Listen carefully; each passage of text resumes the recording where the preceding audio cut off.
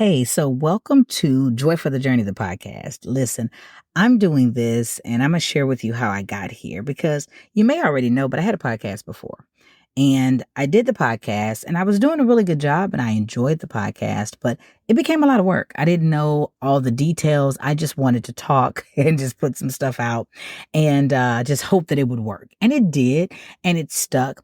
But I got easily sidetracked with life, with everything that was going on. And so I became discouraged and frustrated. And like many of us, I just kind of put it to the side.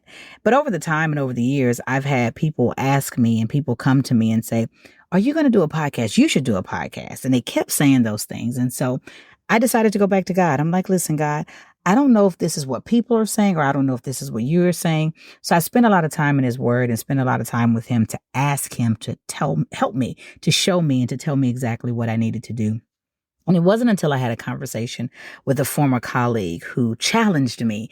And you already know about this challenge because it's part of the 30 days that she sent and encouraged me to do that I shared with you, which is a 30-day email. But she also encouraged me to do a 30-day daily podcast.